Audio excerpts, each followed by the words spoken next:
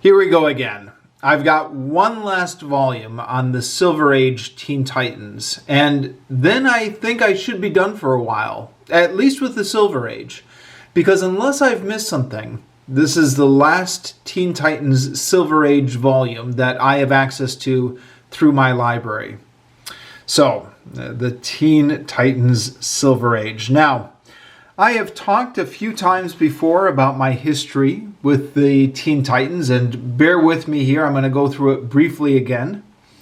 The New Teen Titans was one of DC's most popular comics in the 1980s. I discovered it in the early 1990s because my local comic book store had a set of Tales of the Teen Titans in their bargain bin, the 3 comic books for $1 bin. So once I discovered it, I picked up all I could, which just because of luck or whatever, happened to be a fairly substantial number of those comics at my local comic book store.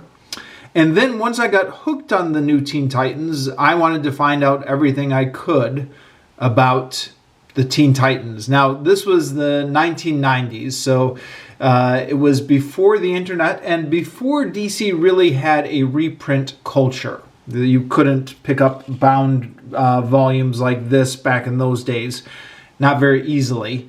If you wanted to find the old issues, you had to search through the back issue bins of your comic book store.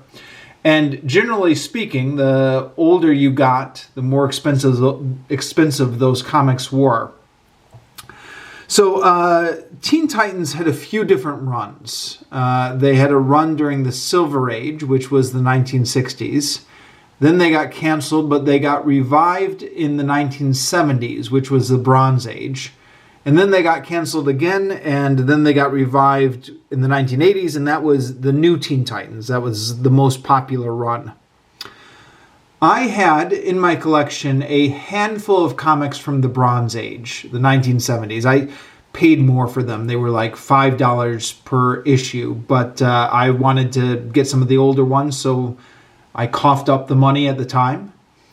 But the Silver Age I just couldn't find. I had one Silver Age Teen Titans comic in my collection from those days. It's actually this one right here. It was actually The Brave and the Bold, featuring the Teen Titans. This was from 1969, and I paid $10 for it at the time. It was the only 1960s comic I ever owned. And that was the only one I was able to get a hold of. But I was curious for many years about what the Teen Titans Silver Age was like.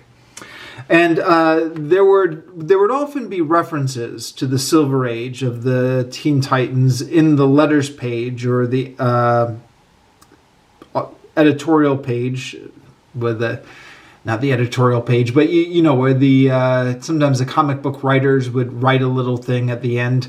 Anyways, between the letters page and the comic book writers' addendums at the end of issues, I would pick up little references to the Silver Age from the issues of the New Teen Titans. So sometimes it was looked back as in jest, like wasn't it silly? They had Narc the caveman. There was a caveman named Narc who I guess was a member of the who was a member of the Silver Age Teen Titans. It was something I picked up from the letters page of the New Teen Titans. Some readers looked back on this nostalgically, whereas Marv Wolfman, when he would bring it up, Marv Wolfman was the writer, he would bring it up often to mock it. Also, there were some references to a Mr. Jupiter, who was the mentor of the Silver Age Teen Titans. And he was, because this was the late 60s, I guess he was something of a pacifist. And, or at least that's the impression I got from the letters page. I remember one reader even wrote in saying when they were young, the nonviolent philosophy of Mr. Jupiter had a big influence on their own burgeoning politics. So that was all interesting information I got about what the Silver Age Teen Titans were. but I was never able to read any of those issues. So that was back in the 90s. Now, these reprint volumes have been available for, I don't know, about 20 years now. This particular one came out in 2007. So I could have read it years ago now. But, well, first of all, I've been living abroad, so it was a little bit harder getting a hold of these. And second of all, I didn't really start rereading comic books seriously until the past couple of years. I did the thing many people do, which is tried to move on to more serious literature, and I've only recently come back to this. So now that I'm back, I'm trying to work my way through the collected edition of Teen Titans to find out what actually happened in the Silver Age. So, in previous videos, I've worked through the Teen Titans Silver Age Volume 1 and Volume 2, and they've been interesting, and I've talked about some of the interesting things in my reviews of these volumes, but we haven't really gotten to a lot of the things I wanted to get to. So Mr. Jupiter is still not been introduced at the end of Volume 2 of this collection. Nark the Caveman has still not been introduced at the end of Volume 2 of this collection. So, after having read Volumes 1 and Volumes 2, which is all my local library has of this printing, I don't even think there is a Volume 3. If there is, my local library doesn't have it. I searched to see if there were any other editions of Silver Age Teen Titans. And I found this. This is Showcase Presents Teen Titans Volume 2. So I haven't read 1, but I don't need to read 1.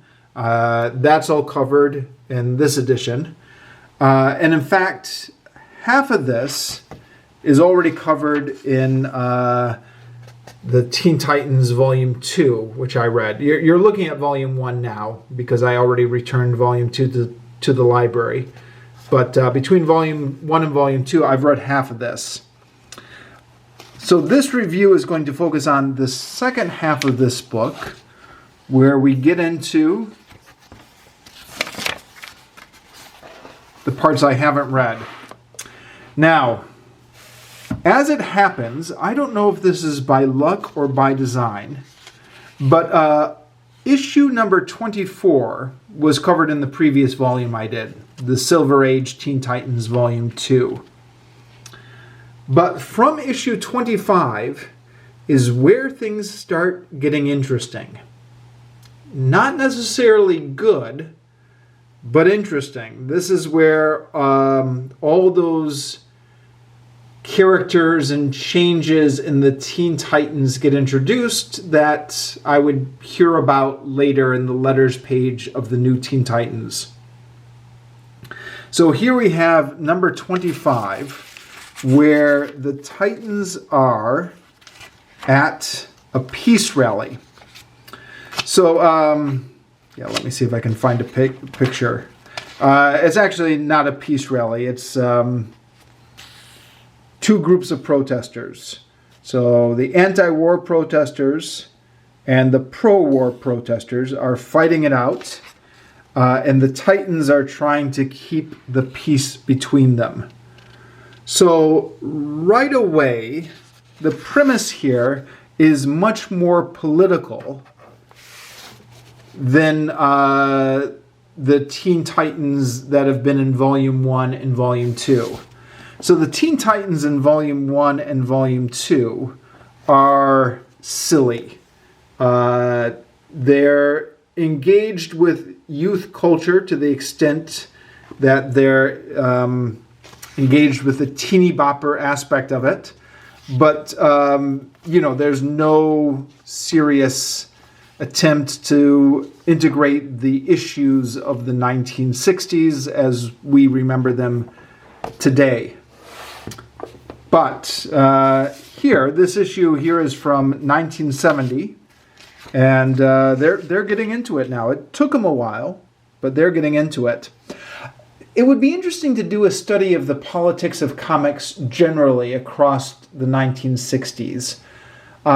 Somebody more versed in comics will have to comment on this than me, but the impression that I get from the selective reading that I have done, both of Marvel and DC, is that both comics started the 1960s very conservatively, pro-war, anti-communist, pro-Vietnam War, etc. And then started to finally tune into the changing culture by 1970. So, a little bit late. But I think it takes art a little bit of time to react to what's happening in real life, right? Because, you got to write, you got to illustrate, you got to publish. Things are always a year or two behind what's happening in real life. At least that's my theory. So here we are, a couple years late, but we are getting to the anti-war movement. Now, they don't actually say in this volume anywhere Vietnam. That's just anti-war in general. But given that the Vietnam War is happening at the time, when it's these anti-war signs are obviously supposed to be anti-Vietnam War, right? It doesn't take too much imagination. Anyways, the Teen Titans are trying to keep the two groups separated while spouting anti-violent slogans. Violence digs its own grave, says Wonder Girl. Oh, sorry. This panel reminds me something I completely forgot to mention. These are all in black and white. Now, originally they were in color, of course, but they're reprinted in black and white. This was, again, somebody correct me if I'm getting it wrong here, but my impression is in the early 2000s or the aughts, there was a lot of comic book collections being published in black and white. Obviously because it was cheaper, and the attitude of most of the fans were, who cares if it's black and white, at least we're finally getting these stories. Because as I mentioned before, in the 90s, there wasn't this reprint culture. If you were interested in comic books like I was in the 90s, and you wanted to find out all these great stories that had come before in the 60s and 70s and 80s, the legendary Stan Lee era from the Silver Age of Marvel, etc., etc., you were just kind of out of luck. And so when these came out in the early 2000s and they started to be reprinted in black and white, nobody cared. It was just, oh, we can finally read these stories now. That was then. Now that these full-color reprint editions are so readily available, you go back to this and it is less than ideal.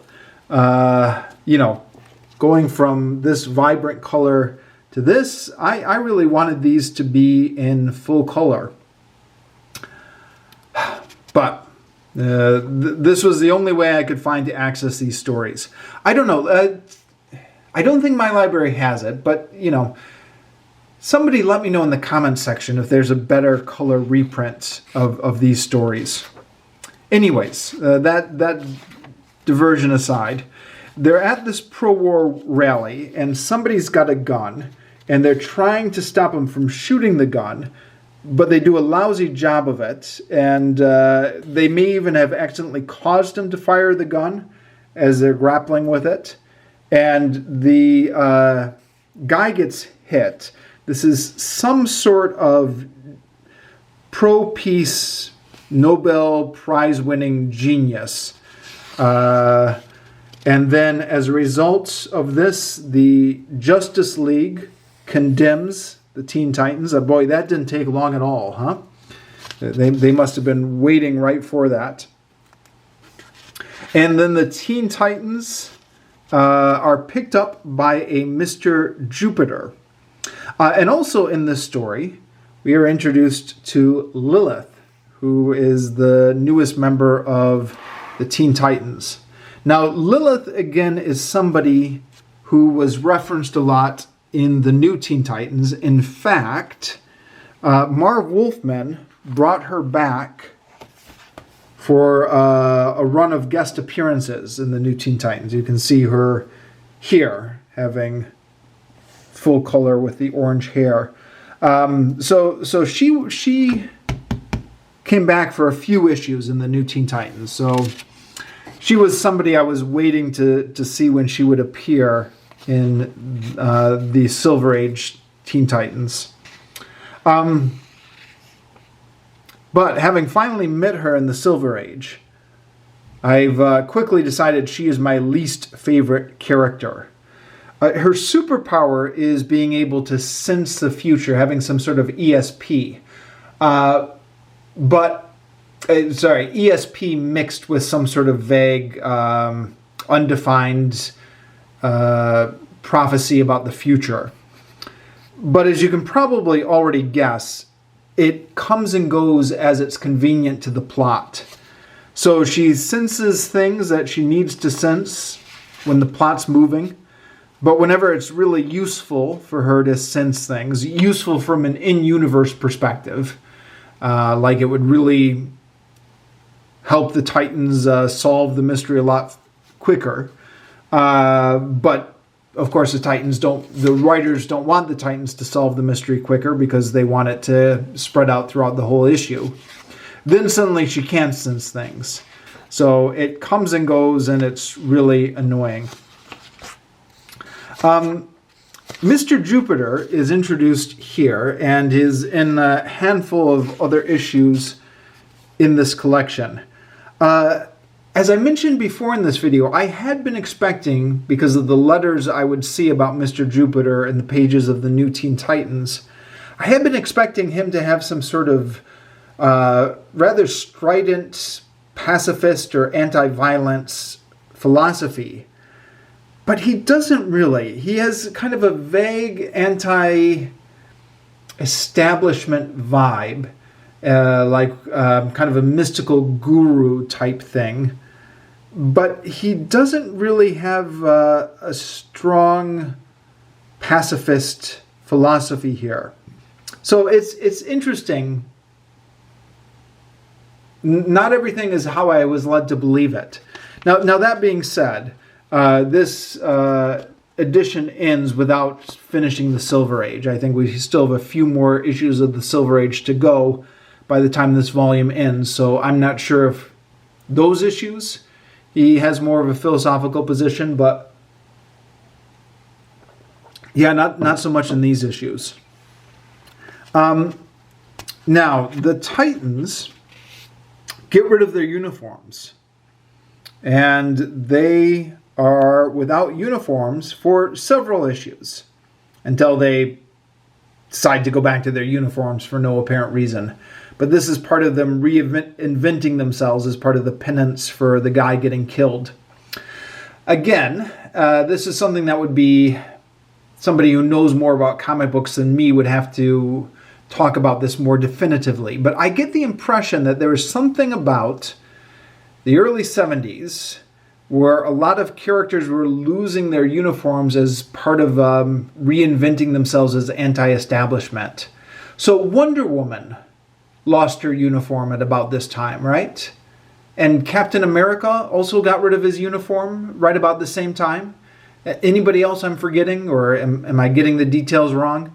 So I want to say this is, for some reason in the early 1970s, it was seen as anti-establishment to ditch the superhero uniform and just have more plain clothes. But this is also where I get to a major complaint about this volume being black and white, because I can't tell who anybody is anymore without their uniforms. I mean, they all have the same kind of all-American haircut. What's the difference between this guy, and this guy? I mean, one of them is Kid Flash, one of them is Hawk, one of them is Dove. But I don't know who any of them are, and it gets quite confusing for several issues. And as you may be able to tell from this, the black and white thing works better with some panels than others.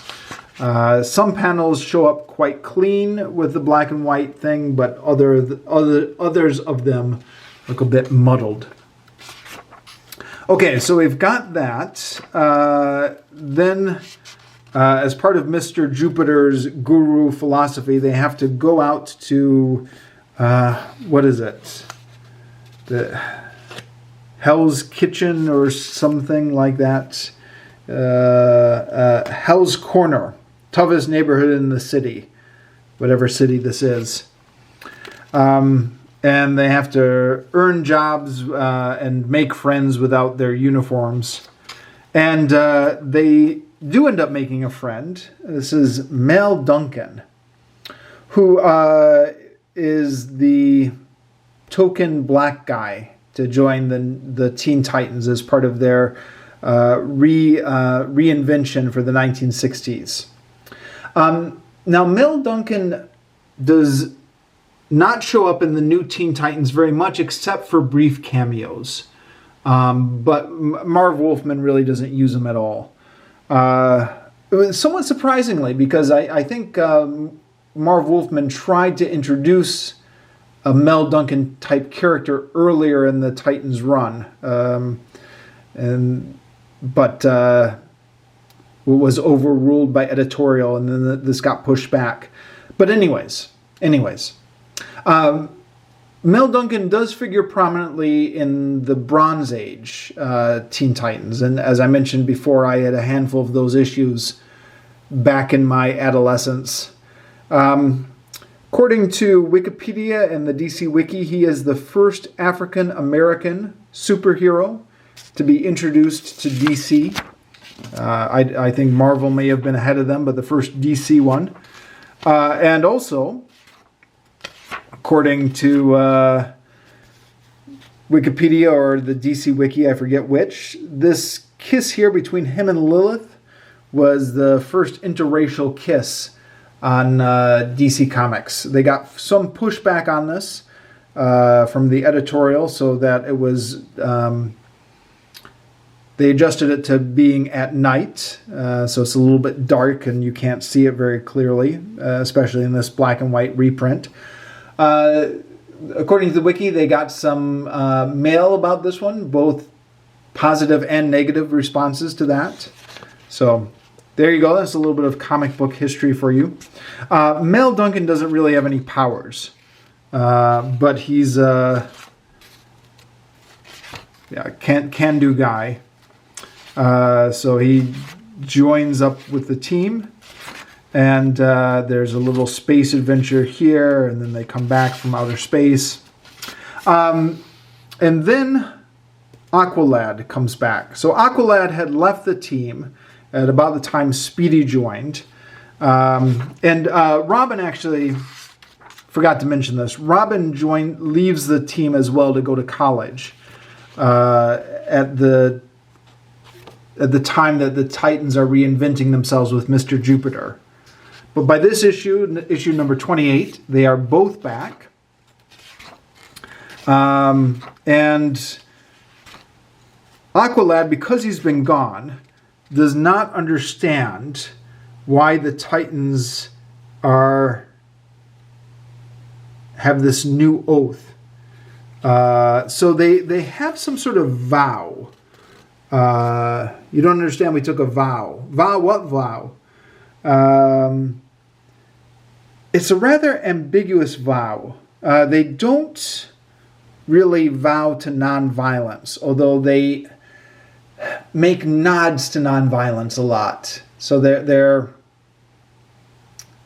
nonviolence adjacent, kind of. At least they talk like they are.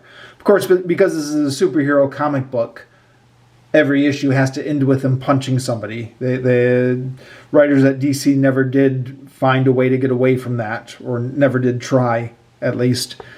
But they have some sort of vow that they're not going to use their superpowers again. Aqualad thinks it's crazy. He hits Robin, which of course is where we get this cover here. And it's a big thing for a while, until it isn't. the Teen Titans give up on that vow very quickly. And then all of a sudden they just have completely given up on the vow, and for no apparent reason. They just say, okay, well, I guess we're through with this vow now. So, it was so serious. Like, we took a vow. We can't break our vow. But then a couple of issues later, they're like, oh, why don't we break our vow? So we also have a lot in these issues of Hawk and Dove. Now, I talked about Hawk and Dove when I talked about Teen Titans Silver Age Volume 2, because they popped up in that briefly. They pop up in this issue a lot more, at least for a few issues. They're, I don't know, for about 5 or 6 or 7 issues, they're with the Titans, and then they disappear again.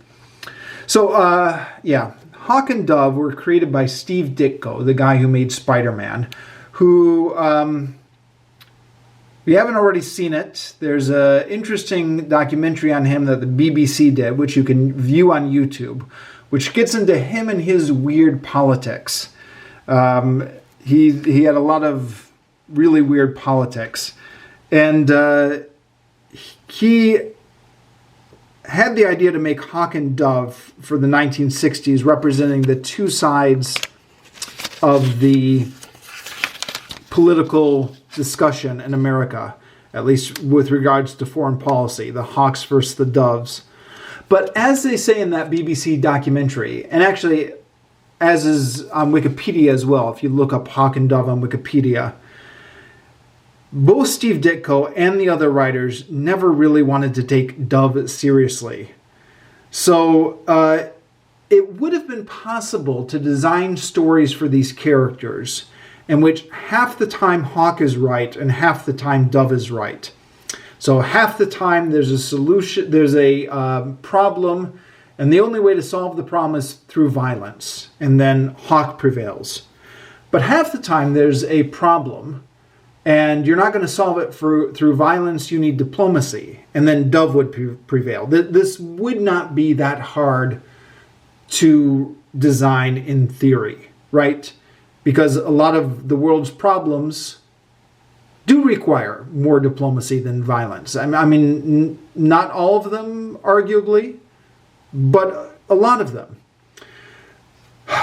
But the writers, both in the Hawk and Dove magazine, which only lasted for 6 issues before it got canceled, and the writers of the Teen Titans, once Hawk and Dove migrated over to the Teen Titans, could never find a way, or never tried to make a way, for Dove to be anything but useless. So this page is quite typical, although this pattern goes through several times. Dove tries to solve something non-violently. He gets hit for his effort, and then Hawk has to solve the problem. And then Hawk gloats about how Dove is ineffective. And that basic pattern repeated itself several times over. Okay, then we get to Nyark, the caveman here. Now, I was a little bit surprised when I read these issues to realize that Nyark shows up for a 2-part storyline and then disappears again. I had thought all the talk I heard about Nyark from the Teen Titans letter page, that he would go on to become a member of the Teen Titans. Apparently he was, I looked this up on Google. He's in these 2 issues, and then I think throughout the entirety of the Silver Age and the Bronze Age, he only shows up 3 more times. So he only showed up in 5 issues total, counting these 2 issues, which are his origin story. These issues, by the way, are really stupid. There are so many plot holes in the story, but I don't have time to get into it because my camera has a 30-minute time limit, and I'm at the end of that now. So unfortunately, I'm not going to be able to empty my brain of all my thoughts on this volume, but I've talked about a